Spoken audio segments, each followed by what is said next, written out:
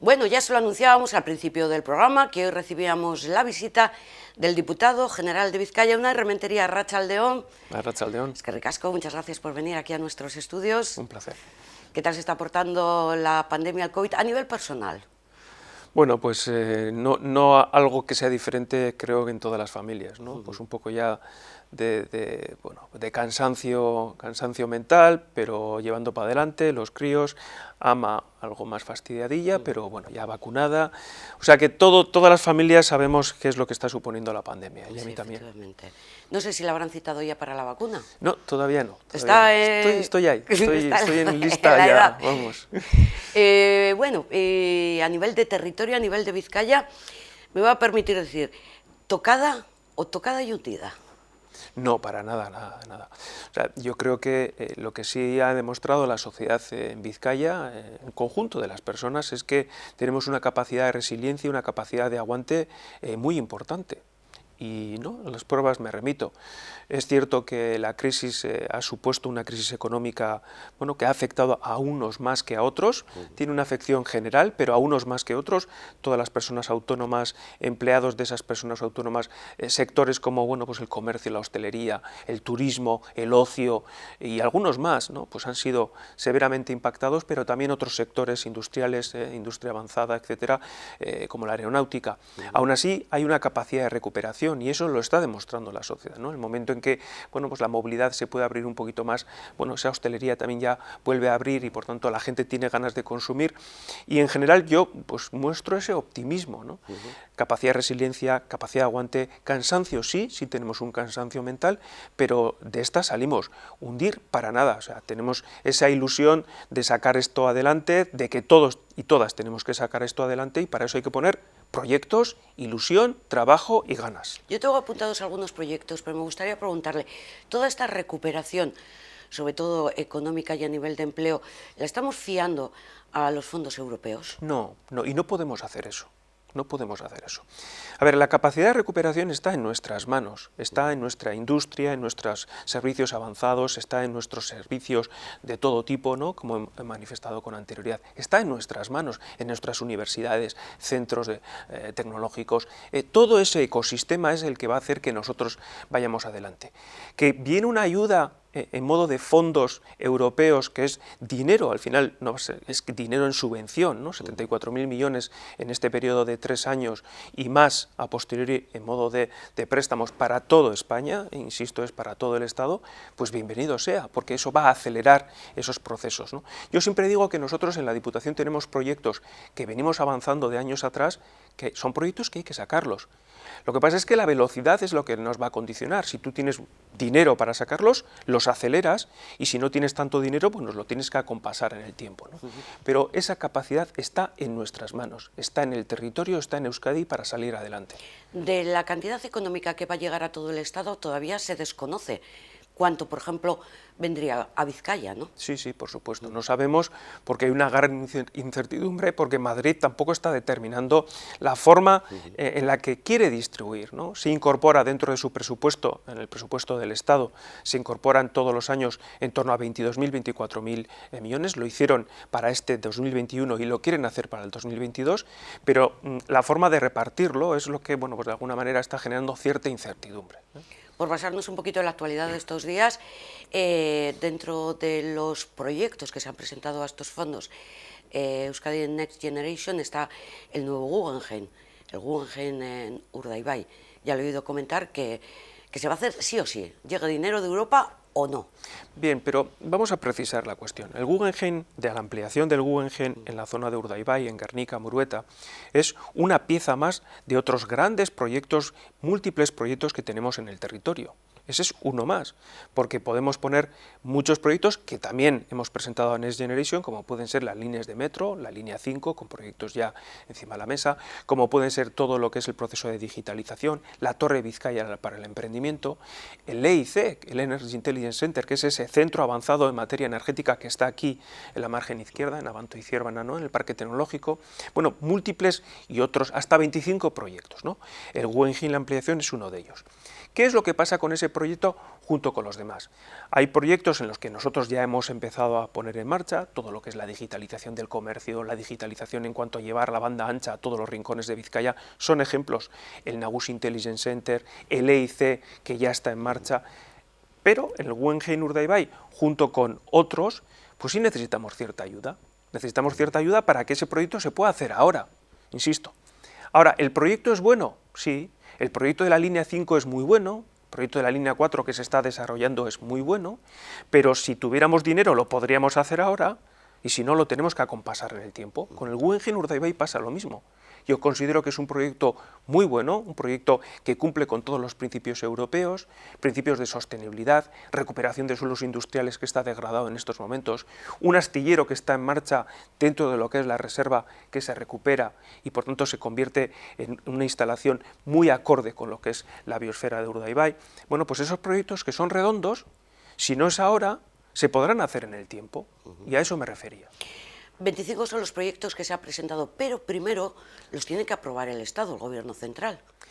No, la forma de funcionamiento es diversa, por eso lo de la incertidumbre, ¿no? Hay proyectos que efectivamente los tiene que aprobar la Administración del Estado porque reparte los dineros en subvenciones o vía directa, ¿no?, por parte del Estado, pero se está hablando que en otros proyectos va dinero a la comunidad autónoma o a las entidades locales o a las diputaciones de forma directa. Entonces, está un poco un batiburrillo, ¿no? Hay que despejar un poco la situación, pero nosotros, insisto en que tenemos proyectos propios y proyectos compartidos también con el Gobierno vasco que están ahí y que muchos de ellos los tenemos empezados, eso es bueno, y otros pues esperamos a que venga esa financiación para ponerlos en marcha. Entre los proyectos que parece que van, bueno, está muy avanzado, es el Energy Intelligence Center. ¿El Nagusi Intelligence Center es más teoría o ya está también, hay algunas piedras levantadas? Hablando un poco es una estrategia, siempre cuando se diseñan las estrategias es importante fijar qué es lo que queremos hacer, ¿no?, y los pasos y las acciones concretas. Nagusi Intelligence Center, ¿en qué consiste? La estrategia es que las personas afortunadamente vivimos más, entonces no es lo mismo lo que se le puede ofrecer en productos de todo tipo a una persona de 75 años que la que tiene una persona de 35. ¿Por qué? Pues porque las necesidades son diferentes, incluso para comer, para dormir, la propia casa, el hogar es diferente o debería ser diferente, etc. Entonces, ahí hay una línea de productos, de servicios, pensando en las personas mayores, que es una oportunidad como país. En Europa hay muchísimos países que eso lo han visualizado y nosotros también llevamos tiempo en ello, ¿no? ¿Eso cómo se aterriza? Bueno, hay que empezar con formación, hay que empezar con laboratorios, hay que empezar con emprendimiento, empresas que nos ayuden a esa realidad. Y luego toda una estrategia del dato, ¿no? El conocimiento del dato con la inteligencia artificial también te ayuda a hacer. Bueno, esa estrategia ha empezado en estos momentos en Urduliz. Urduliz, en las plantas, en la torre de Urduliz, en la antigua mecánica La Peña. Está el campus 42, ¿no? Efectivamente, al lado de esa escuela 42 que hemos puesto en marcha, de perfiles digitales, también hay una formación en mecatrónica, en todo lo que tiene que ver con ese comienzo, ¿no? Pero eso va a evolucionar porque la estrategia es para todo el territorio. Luego había otro de los proyectos que también me gustaría conocer en qué va a consistir, el Centro Internacional de Emprendimiento. Pues este sé que lo ha definido así como más transversal, ¿no? Sí, nosotros como sociedad lo que necesitamos es estar atentos a todo lo que es las nuevas tendencias. La nueva tendencia ya no es a futuro, es presente. Me refiero a que necesitamos crear estas pequeñas empresas tecnológicas o no tan tecnológicas que van a ser el futuro de nuestro territorio a futuro. En su momento, lo que conocemos hoy como Iberdrola, como Petronor, como Gamesa, fueron pequeñas empresas que luego, bueno, pues tuvieron una progresión, se unieron, tuvieron mercado y por tanto son estas grandes empresas que hoy conocemos que dan tanto empleo y cadena de distribución a otras pequeñas empresas a las que suministran, a las que ayudan, ¿no?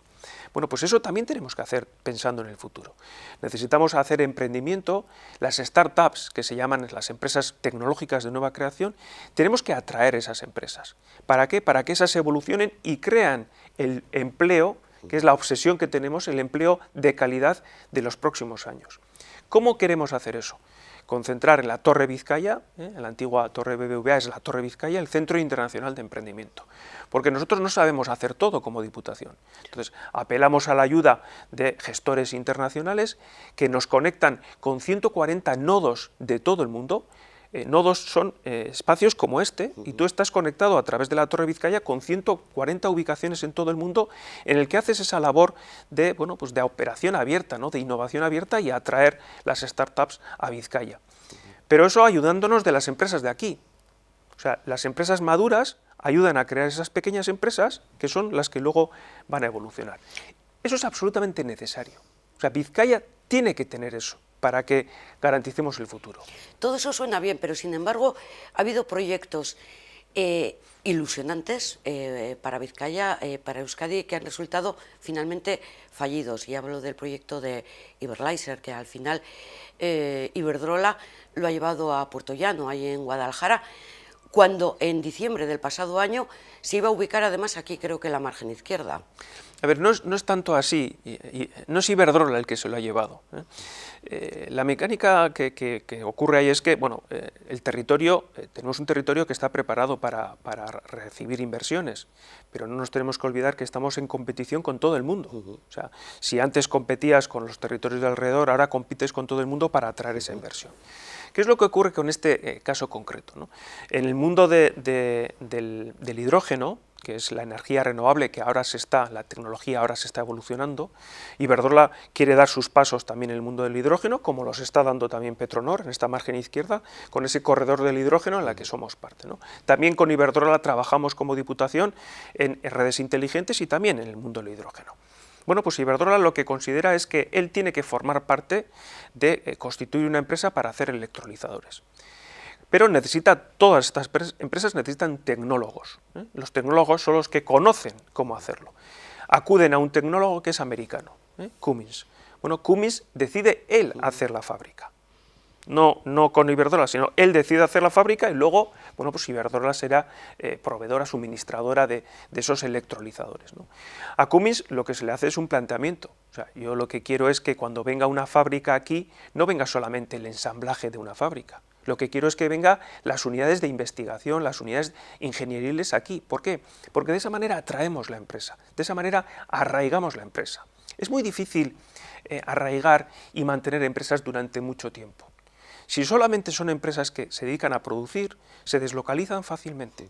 En cambio, si tú consideras y consigues arraigar los centros de innovación, pues no los blindas, pero los arraigas muchísimo más. Y eso es lo que pretendemos nosotros, ¿no?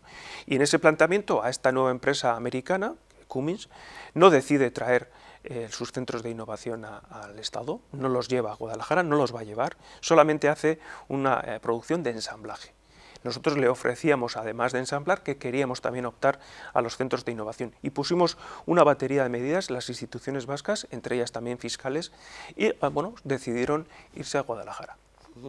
Pero había 700 puestos de trabajo por medio, o sea, no traerían el centro de investigación, pero bueno, era una medida para acabar con el... Yo no sé si estamos hablando de 700 puestos de trabajo, la verdad. Ay, eso vendieron, ¿verdad? Ya, yo no sé, no he visto esos datos en documentos en ese sentido, no los he visto. De todas formas, ¿qué significa? Que igual Euskadi y Vizcaya no es tan atrayente desde el punto de vista de fiscalidad, desde el punto de vista de mejoras, para atraer a estas empresas, que lo encuentran más fácil en otras comunidades. Todo lo contrario, o sea, nosotros lo que sí queremos es atraer, pero con esas condiciones. O sea, lo que queremos es atraer empresas que luego fácilmente no se deslocalicen. Que otros optan por atraer esas empresas con ayudas directas, bueno, pues es su juego. Nosotros optamos por otro tipo de planteamiento, otro tipo de estrategia, porque creemos que es bueno atraer inversión, pero inversión para largo plazo. Porque luego ocurre lo que ocurre, desmantelamientos, puestos de trabajo que desaparecen. Bueno, pues nosotros somos de esa otra opción. O sea, eso es como pan para hoy y hambre para mañana, ¿no? Efectivamente. ¿Qué opina de lo que ha pasado también en la naval? La adjudicación a la empresa, que al final todos estos magníficos terrenos industriales se van a convertir en pabellones, un centro de logística, pero en definitiva pabellones. ¿Hay todavía posibilidad de modificarlo? A ver, pabellones van a ser Lo que pasa es que la actividad que se ejerza en esos pabellones, como son en estos momentos pabellón, la actividad que se tiene que ejercer, al menos dentro de lo que es el plan de ordenación, tiene que ser mayoritariamente industrial. Las instituciones vascas en las que está la Diputación, junto con el Ayuntamiento de Sestao y el Gobierno vasco, vamos a velar que eso hay que analizar que sea mayoritariamente industrial. Bueno, me consta que hay iniciativas industriales de carácter muy importante en cuanto a empleo, etcétera, que se están poniendo en marcha y que tienen interés para su ubicación en La Naval. La Naval es un punto que lo conocéis muy bien, en la margen izquierda es estratégico. La Naval tiene que tener ese componente industrial sí o sí, y hay que trabajar para que sea así, ¿no? Los adjudicatarios, que son belgas, bueno, pues sí ven con buenos ojos que alberguen ámbitos industriales, en ningún caso se oponen a eso, todo lo contrario, ¿no? Ellos ven que tiene una capacitación industrial, no logística, sino también industrial, y si todo fuera industrial y les encajan en sus planteamientos, pues adelante. No hay nada definitivo de todas formas, ¿no? No en estos momentos, que yo sepa, y bueno, en esa información si nos comunican, no. Y siempre dentro de un sector naval que lo que todavía queda de Vizcaya, o sea, trabaja bien, tiene clientes y es uno de los sectores que ha sabido mantenerse en la pandemia, incluso con perspectivas muy buenas. Sí, tienen pedidos, ¿no? Todo lo que son los astilleros que están colocados en la ría, ya sea, bueno, pues en Santurchi, Erandio, etcétera, sí tienen pedidos de un tipo de buque que no son los que hacía la Naval, pero sí un buque más pequeño, muy especializado, y afortunadamente tienen bastantes pedidos, sí. Por continuar un poco con estos puntos negativos de lo que ha traído la pandemia para Vizcaya, el tema de la Eurocopa, que no se celebrara los partidos que estaban destinados para San Mamés, me imagino que al diputado general tampoco le gustó nada, ¿no? Bueno, no me gustó la forma en la que bueno, pues se articulan esas cosas, ¿no? Porque cuando tú das la palabra, cuando firmas un documento, las palabras y los documentos son para cumplir. Y que en último momento, bueno, pues haya unas decisiones unilaterales, no acordadas, no pactadas, para trasladar bueno, pues, determinados partidos a otra ubicación dentro de lo que es el mismo Estado, pues me quedé un poco perplejo. Pero bueno, es una decisión unilateral, lo tomó la UEFA junto con la Federación Española de Fútbol.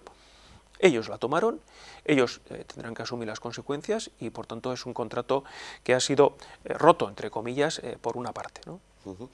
Y esto, porque claro, la Eurocopa no es por un partido en sí, sino es por todo lo que mueve alrededor. Y entonces me permito ahí entrar un poco en el tema del turismo, que era una de las grandes apuestas que teníamos antes de que llegara la pandemia. ¿Cuál es el análisis actual de la situación del turismo en Vizcaya? ¿Qué perspectivas hay? A ver, cuando hablamos de turismo, esto es como hablar no sé, de ámbitos muy genéricos, ¿no? El turismo tiene múltiples aristas, múltiples sectores, y nosotros abogamos por un tipo de turismo. Nosotros no queremos que venga aquí una masificación de personas, no es un turismo mediterráneo, si me permitís la expresión, sino que es un turismo muy focalizado, ¿no? Los grandes eventos no sirven tanto por el turismo, sino para darte a conocer, y eso ya lo hicimos en su momento. Yo creo que el conocimiento del territorio, de su capital Bilbao, es amplio a nivel europeo, a nivel mundial también en algunos sectores, y bueno, eso es un ámbito en el que hay que seguir trabajando. La pandemia ha roto, digamos, esa inercia que teníamos, y se puede volver a recuperar, ese nombre y esa buen hacer hay que volver a recuperar, porque estamos ahí en el mundo, ¿no? Pero muy focalizado. Nosotros todas las campañas que vamos a hacer y que hemos seguido haciendo en tiempo atrás es a ese turismo que queremos que es de determinadas características, un turismo cultural, un turismo gastronómico, un turismo bueno, pues sí, de poder adquisitivo, de gastar, porque de esa manera también los empleos que se asocien a ese turismo van a ser unos empleos de mayor calidad, ¿no? Y esa es la estrategia que tenemos que seguir. ¿Han llegado las ayudas al sector? Pues nosotros, en lo que yo puedo transmitir en cuanto al presupuesto foral, nosotros articulamos dentro del programa Vizcaya Aurrera ayudas directas al ámbito turístico, porque de hecho es uno de los sectores en gran parte que está cerrado por falta de clientes. Muchísimos agroturismos y hoteles están todavía hoy cerrados, ¿no? Y por tanto se articularon el año pasado y este año también van a tener esas ayudas directas, además de otra serie de fondos que se está trabajando con el Gobierno vasco, fondos del Estado a través del Gobierno vasco, con análisis fiscal que nosotros estamos aportando desde la Hacienda de Vizcaya para que se puedan articular esas ayudas. Ayer mismo a la tarde-noche, la ministra de Sanidad, Carolina Darias, ya anunciaba que dejaba a las comunidades autónomas que decidieran en torno a la apertura de la hostelería. Por lo tanto, se reconoce, digamos, esta cogobernanza o las decisiones del LABI que están por encima del Gobierno central. Entiendo que es una buena decisión, ¿no? Claro, es una decisión que entendemos que tenía que ser así. O sea, cuando tú tienes un estado de emergencia, un estado de alarma, al final lo que viene a ser es que para esa finalidad concreta el Estado, coge bajo su mandato determinadas decisiones. Cuando desaparece el estado de alarma, se recupera la situación anterior, y en la situación anterior son las comunidades autónomas, los ayuntamientos, las diputaciones, en su caso, las que tienen y que ejercen esas competencias, en nuestro caso el Gobierno vasco, ¿no? Y por tanto el Gobierno vasco, con el decreto de estado de emergencia, ese sí, es el que asume esas funciones. Y así está, y así se lo dijimos también, ¿no? En reiteradas ocasiones el Lehendakari y el Gobierno vasco se lo transmitió también al presidente Sánchez y a todo el Consejo y al Consejo Interterritorial. Afortunadamente eso ha sido así. Nosotros en Euskadi y el Gobierno vasco, en ese trabajo que hacemos también dentro del LABI, tiene muy claro cuál es la senda que hay que recorrer, ¿no? Y la Diputación, bueno, pues forma parte de ese LABI, pero bueno, recorre junto con el Gobierno vasco esa senda a través del plan Bizi Berri, cómo se tiene que hacer las transmisiones, cuáles tienen que ser y cómo se tienen que proceder la desescalada y las aperturas. ¿Cuándo hay fecha para la próxima reunión del LABI político? Todavía no, todavía no. Será en breve, pero todavía no. Será en breve porque afortunadamente creo yo que las tasas de incidencia están bajando, la vacunación está progresando de forma muy importante y en ese sentido sí veo que el verano, cuando se dice un verano similar al anterior, yo creo que el verano va a ser mejor que el anterior por datos objetivos, ¿no? Primero porque conocemos más de cómo funciona esta pandemia y segundo porque la vacunación pues ya está llegando a personas de hasta 45 años, ¿no? Aproximadamente en estos momentos. Por tanto, durante el verano también se va a acercar a esos 30 años y lo que es el peligro sanitario pues irá desapareciendo. Uy, qué bien suena. Entonces, la próxima reunión del LABI político podríamos conocer buenas noticias en torno a la vuelta a la normalidad. Vamos poco a poco, que es lo que a la gente hay que darle seguridad.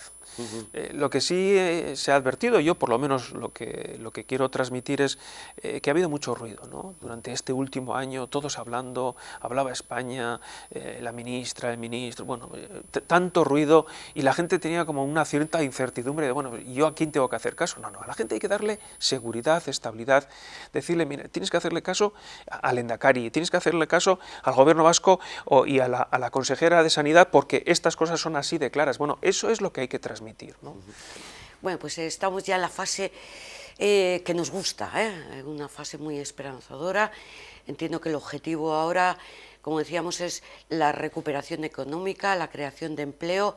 Ese es el objetivo de este anuncio de 120 millones de euros que en concreto, ¿cómo se van a distribuir o qué se va a hacer con ellos? A ver, la creación de empleo, mantenimiento del empleo en primer lugar, creación de empleo de calidad, eso es una obsesión. Es una obsesión desde todos los puntos de vista para la Administración, ¿no? Porque la crisis económica siempre trae una destrucción de empleo y vamos en una progresión muy importante, con tasas de desempleo que estamos acercando a 10, incluso por debajo, y ahora tenemos que volver a esa senda.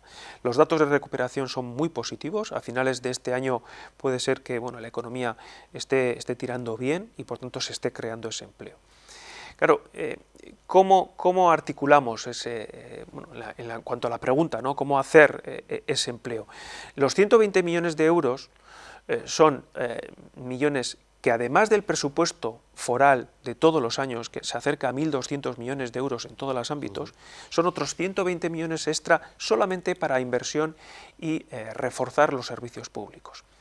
Y se articula a todos los departamentos para diferentes ámbitos, ¿no? Por ejemplo, queremos reforzar toda la actividad presencial en su momento los Gertu, que son como pequeñas oficinas de la Diputación que hemos repartido en las comarcas, bueno, pues ahora lo vamos a volver a hacer en Guecho, una nueva oficina mucho más centralizada, pensando en, digamos, en mucho más servicios en Bilbao, también en Munguía, para la zona de Munguía Aldea, también en Igorre, para la zona de Arratia, además de las que tenemos en Durango, en Balmaseda se va a abrir propiamente dentro de nada.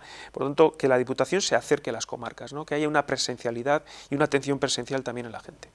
Tenemos actividades de vías verdes, inversión en vías verdes, que las comarcas y los alcaldes, ayuntamientos nos están pidiendo y la gente también. Tenemos compra de monte para reforestar con especies autóctonas, 25 millones de euros para actividad económica exclusivamente, pensando en esta margen izquierda, el plan Esquerraldea, el plan Enkarterri, también en Bilbao, conjuntamente con el ayuntamiento, zonas y comarcas que, bueno, pues han perdido un poco punch. O sea, al final es hacer una cohesión territorial y pensando siempre que hay que hacer inversión para hacer una recuperación y mantener empleo. Efectivamente, porque antes de la pandemia, y siempre marcamos este tiempo, toda esta zona de Esquerraldea, Meatzaldea, desfavorecida y por lo tanto de especial atención. Claro, todo eso se tuvo que parar y va a volver a reactivarse entonces sí. Con esos 25 millones que acaba de citar. Nosotros no hemos parado. O sea, nosotros, además en un trabajo conjunto con el gobierno vasco en este caso también, todo lo que es el plan Esquerraldea, Meatzaldea y Enkarterri, porque incorporamos, se está trabajando, se estaban poniendo encima de la mesa también iniciativas y hay, bueno, en torno a unos 60 millones de euros más otros 15, en torno a esos 75 millones de euros de inversiones que se van a producir en estas zonas. Ahora que acaba de citar en la zona de encartaciones, ya sé que no es su competencia, hablamos de transporte Renfe, que no llega, sobre todo en municipios como Carranza. Pero en ese caso es FEBE, o FEBE con Adif. Eso es, pero es que la línea 2 de Renfe también, de aquella manera. Hay municipios que ya, pues como Musquis, ya ni llega el tren. Sí, a ver... No sé si le habrán llegado peticiones y esto las tomo como las que nos hacen a nosotros para que transmitamos a las autoridades. Por eso es muy importante ejercer las transferencias. Por eso es muy importante exigir al Estado que transfiera las transferencias, en este caso de cercanías. O sea, si algo se está demostrando en Euskadi y en Vizcaya también es que aquellas competencias que ejercemos desde aquí funcionan. Tenemos una línea de Euskotren que va hacia Donosti, que va hacia Bermeo, tenemos el metro en el que la Diputación financia al 50% y estamos explotando el metro de forma satisfactoria con índices de satisfacción del 8, 9 sobre 10. Eso funciona. Entonces, veo con preocupación que efectivamente la línea de Enkarter no está funcionando, o sea, FEBE no está dándole el servicio que tiene que dar. Entonces, primero, pedir la transferencia, pero que acometan también las inversiones, porque los trámites de transferencias tardan mucho y no puede ser que la gente esté sin servicio. Entonces, yo sí quiero que desde ya se pongan a ello, a hacer las obras que correspondan, a meter servicios, a mejorar el servicio de ferrocarril como tiene que ser.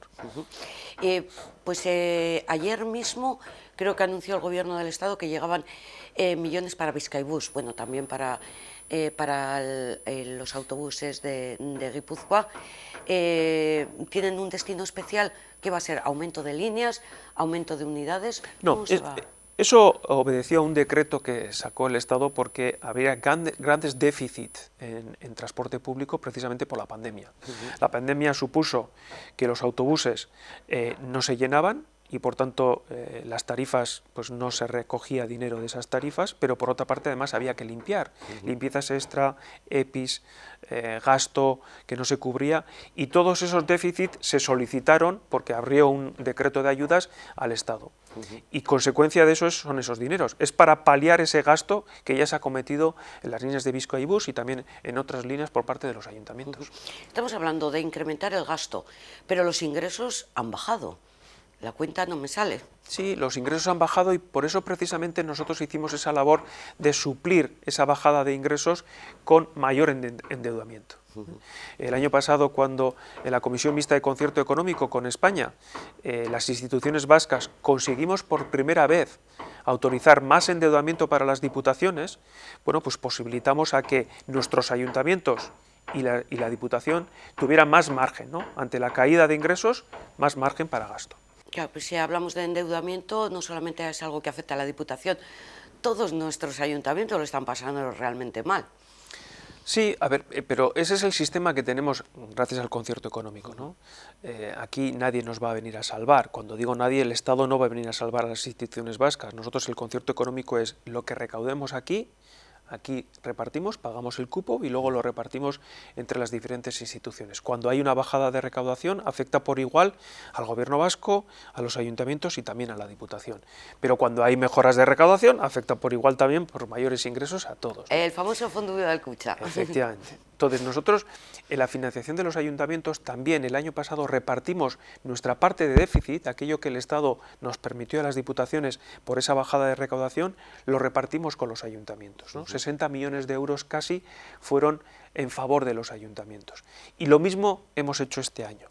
Lo que pasa es que ese reparto hay que cumplir una serie de requisitos. O sea, no tiene sentido que aquel ayuntamiento que tenga grandes ahorros en su cuenta, pues venga a pedir préstamos a la Diputación, porque primero tienes que hacer de la misma manera que nosotros hemos hecho. Nosotros hemos hecho en nuestros cálculos. Un principio de solidaridad que afecta a todos, ¿verdad? Efectivamente. Tengo apuntado que el próximo día 21 se presenta el Plan de Empleo 2020-2030.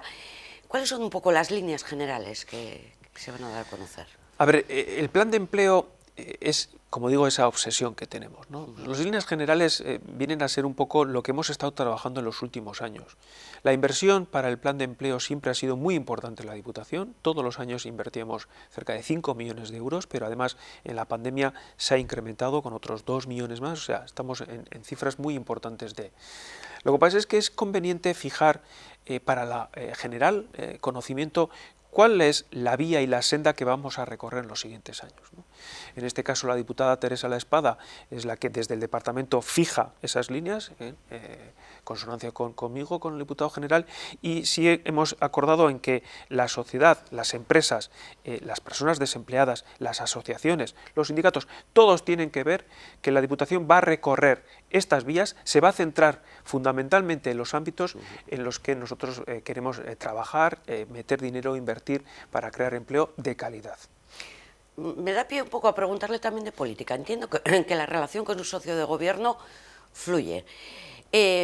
Con los partidos de la oposición quizás se están distanciando más, se están aprovechando ahí para pinchar. No, pero bueno, eso es la mecánica habitual, ¿no?, de la política. Los partidos de gobierno, los partidos que sustentan al gobierno y los partidos de la oposición. Lógicamente esas dinámicas se empiezan a recrudecer cuando más cercanos son las elecciones, ¿no? Pero es una dinámica que pasa en todo el mundo democrático pasa en que bueno, pues la oposición tiene que estar pinchando al gobierno y bueno, hay formas de hacer oposición y formas diferentes. ¿Y en este momento quizás un poco más tensa? Pues no más tensa. Sí creo que la pandemia pues ha generado cierta, pero es obvio, ¿no? Es que nos está pasando a todos. Ha generado cierto distanciamiento quizás, ¿no?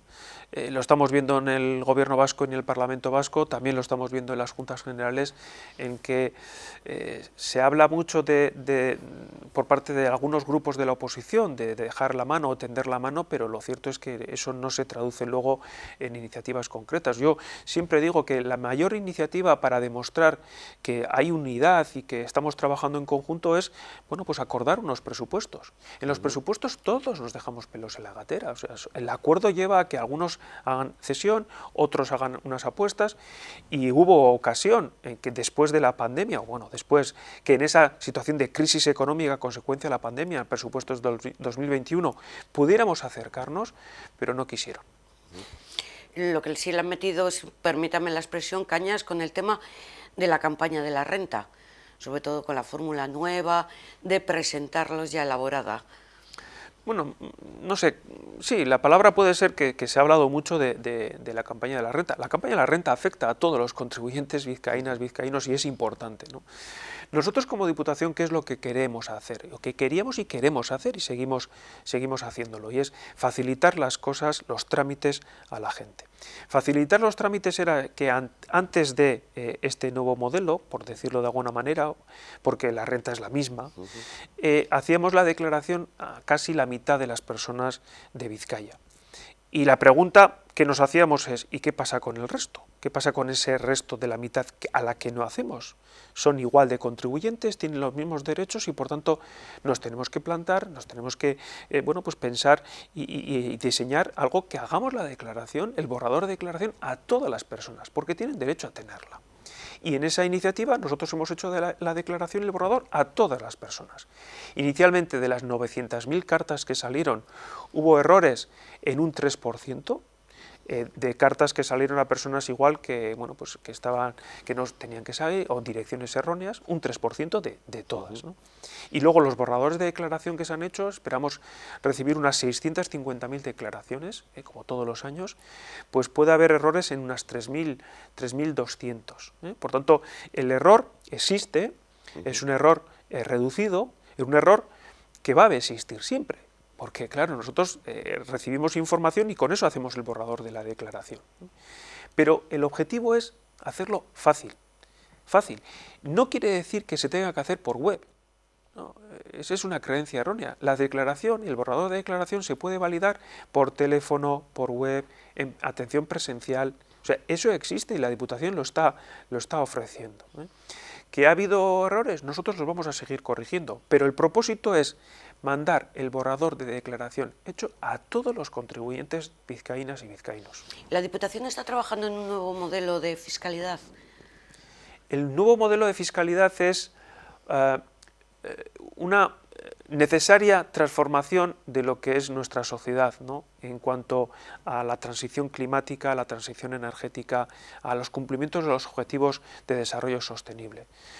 La pandemia nos ha demostrado, pero ya venía con anterioridad, es que no podemos crecer de cualquier manera, que los crecimientos, las empresas, la actividad económica tiene que ser muy sostenible, muy pensando en el futuro, muy pensando en que tenemos que cuidar algo que es nuestro entorno, donde vivimos, y por tanto, si eso lo hacemos con los programas de gasto, si eso le pedimos hacer a las empresas, a todo el tejido, y lo hacemos como administración en el gasto, ¿por qué no hacerlo también en la tributación? ¿Por qué no bueno, vincular nuestros impuestos, nuestros tributos, a ser más no sé, más garantistas con ese ODS y con ese entorno, ¿no?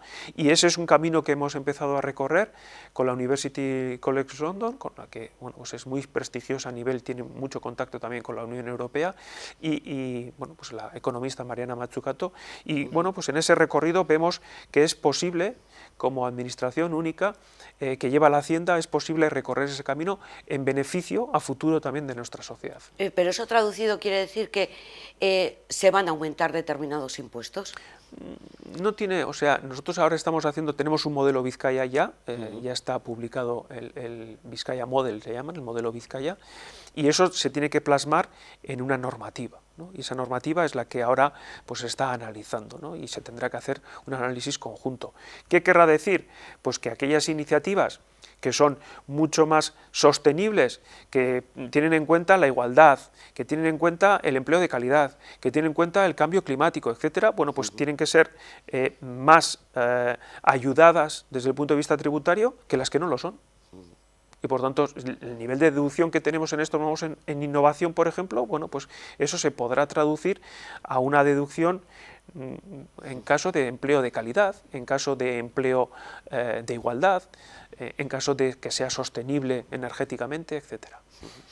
Es que me estoy acordando porque ahora en Estados Unidos han dado a conocer que los más ricos no pagan. Pero bueno, eso no pasa aquí, ¿eh? Eso no pasa aquí. Es un tema de ingeniería económica o algo así, no sé cómo lo llaman. Aquí es imposible, ¿no? O sea, les tenemos pillados. Vamos a ver, en Estados Unidos debe haber muchísimos ricos, ¿no? Aquí no hay tantos ricos, ¿no? Aquí tenemos el impuesto de la renta. ¿Había más antes con las ICAPs? Bien, puede ser, pero la SICAV era una fórmula financiera. Quienes eran parte de las SICAVs podrían ser de aquí o de fuera de aquí. Entonces, nosotros tenemos el impuesto de la renta de las personas físicas, cuyos marginales son las tasas altas, son más elevadas que otras medias que tenemos en Europa y también en el Estado español, y tenemos un impuesto de patrimonio, ¿no? De manera que, bueno, pues quien ostenta un patrimonio elevado tiene que también hacer un pago. Eso también hay que analizarlo, cómo es el entorno, cómo está funcionando Europa. Nosotros en fiscalidad nos basamos mucho en Europa, no tanto en otros países, ¿no? Porque es cierto que en Estados Unidos tiene una fiscalidad mucho más reducida, sus servicios públicos no son los mismos que tenemos nosotros en Europa y por tanto estamos mucho más cómodos en este modelo europeo y en esta fiscalidad europea. Lo que tenemos ya es el Amazon a la vizcaína, ¿no? Así es. La plataforma EUP. Eso es. Yo creo que... Acaba de nacer. Acaba de nacer y le tenemos que dar, con paciencia, pero lo tenemos que dar todo el cariño, ¿no? ¿Por qué? Es una plataforma digital, como puede ser Amazon. Amazon es muy grande, esta es una chiquitina, pero como puede haber otras plataformas digitales. Nosotros esto lo hemos hecho con la Fundación BBK, la Fundación Financiera BBK. ¿Para qué? Pensando en nuestro comercio local. O sea, nuestro comercio local necesita estar a las últimas en digitalización. Es cierto que hay muchísimo comercio pequeño de muchas características, pero bueno, por lo menos se aúna para ponerlo en la red, ¿no? Y yo animo a la gente que entre en eup.eus. Parece que estoy haciendo de comercial, pero me gusta hacer de comercial de nuestro comercio local. Yo ya he entrado, ¿eh? Bien, yo también y he comprado. Entonces, es cierto que hay que trastear y hay que mirar los productos que hay. Hay 3.500 productos en estos momentos, 200 tiendas. En la siguiente tanda habrá más tiendas y a ver si los comercios también ven que efectivamente para ellos funciona esta plataforma y que la gente compre. Pero hay una cosa que no nos tenemos que olvidar. ¿Por qué comprar en esa plataforma? Porque si compramos ahí, estamos comprando aquí, estamos comprando al comercio de aquí. El comercio de aquí es el que tiene las calles abiertas, el que tiene las calles vivas, el que da luz, o sea, nos tenemos que ser conscientes en que eso, ¿no? Cuando vais, los bajos de las casas están llenos de comercio y hay que mantener ese comercio. Y además son los que mantienen el empleo aquí y son los que pagan los impuestos aquí. Entonces, si el que trastea y el que entra en esa página, si tiene eso en mente, pues quizás el precio o determinadas cosas no son lo que más valen, influyen muchísimo, pero también que se tengan en cuenta otras cosas. Sí, efectivamente, vamos a apostar por el comercio local y utilizando las nuevas tecnologías. No me quiero olvidar de los que más sufrieron o el foco un poco donde se centró en el origen, la afección de la COVID-19, que es el tema de las residencias. Personalmente pienso que injustamente, muy acusadas de que no se había tratado bien el tema. Yo creo que fue algo, lo de la pandemia, que a todos nos sobrepasó, pero sí me gustaría conocer cómo vivió el diputado general el ver que todo el foco de atención se ponía en las residencias, vamos, con todo el dolor de todas las personas afectadas y fallecidas en ellas. A ver, es cierto que la pandemia impactó mucho, no en las primeras semanas, fue a finales de marzo, abril, mayo, esa primera oleada en las residencias, pero también es justo reconocer que el funcionamiento de las residencias en ámbitos geográficos diferentes fue diferente. O sea, yo creo que tenemos que reconocer, no es lo mismo lo que hemos podido ver en ámbitos residenciales a 200 kilómetros de aquí, a 500 kilómetros de aquí, a cómo han funcionado las residencias aquí, en Euskadi y en Vizcaya en particular, ¿no? Fue duro, porque es cierto que cuando el COVID entraba en una residencia, si no se sectorizaba rápidamente, bueno, pues la infección se prodigaba mucho. Y por tanto nosotros las primeras medidas que adoptábamos era un plan de contingencia, o sea, las residencias tenían que tener un plan de contingencia para saber sectorizar, ¿no? Pero el nivel de fallecimientos fue trágico y afortunadamente ahora tenemos las vacunas y para mí demuestra que la vacuna funciona en el ámbito residencial, ha sido la clara demostración, ¿no? Desde el momento en que las personas han sido vacunadas no ha habido incidencia alguna. Y por tanto, bueno, pues nos da a entender que esto en la sociedad también va a funcionar. Pero insisto, por ser justos, no es lo mismo de cómo se podía haber ámbitos residenciales en otras comunidades autónomas a cómo se ha funcionado en Euskadi. De todas formas, esto da pie también pues, para ver un poco también los errores y de cara al futuro implementar pues, todas las mejoras que puedan en la gestión y en cómo funciona, que es algo en lo que me parece que ya están trabajando. No sé si lo llaman plan de salud o sociedad. Plan o es un sociosanitario. Plan sociosanitario. Plan sociosanitario. En euskera yo hablaba de plan salud y sociedad, ¿no? Pero es plan sociosanitario. A ver, nosotros ya veníamos antes de la pandemia como Diputación trabajando en un proyecto, en un programa de cuidados de larga duración. Porque es cierto que las personas afortunadamente vivimos más y cuando las personas viven más, bueno, pues hay niveles de dependencia y hay que estar muy atentos a que hay un cuidado que dura mucho y es de larga duración, ¿no?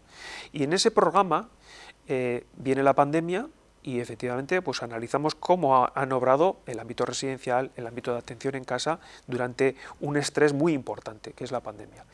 Tenemos un plan sociosanitario que lo estamos ya ultimando, en últimas semanas en su preparación, que consiste en varias actuaciones. En primer lugar, las personas quieren vivir en su casa, las personas mayores quieren vivir en su casa porque es donde mejor están y eso nos trasladan, ¿no?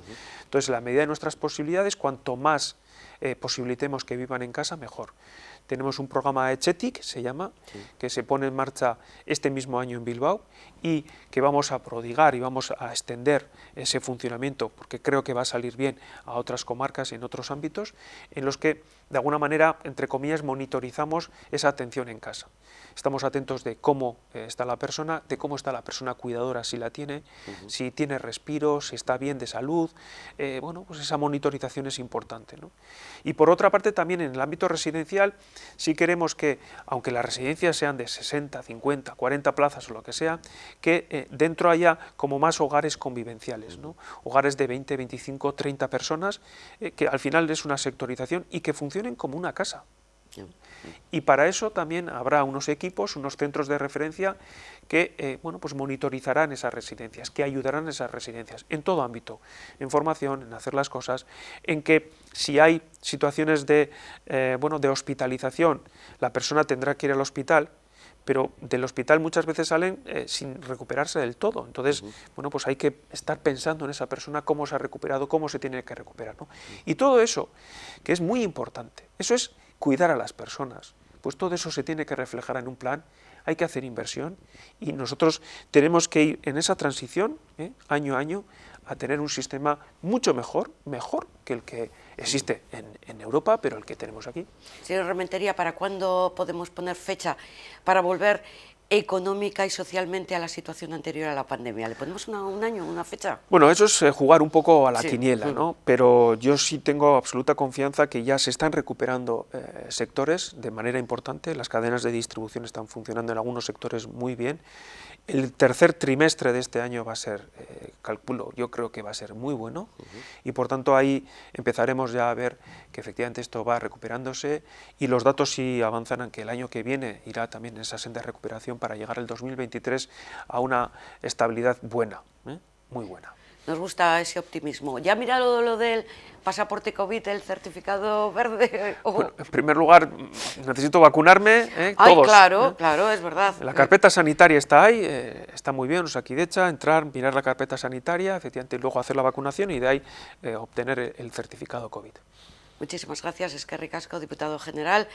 A trabajar, que es lo que toca, que de esta salimos. Y como decimos, salimos todos juntos, hay que hacerlo. Eskerrik asko a vosotras.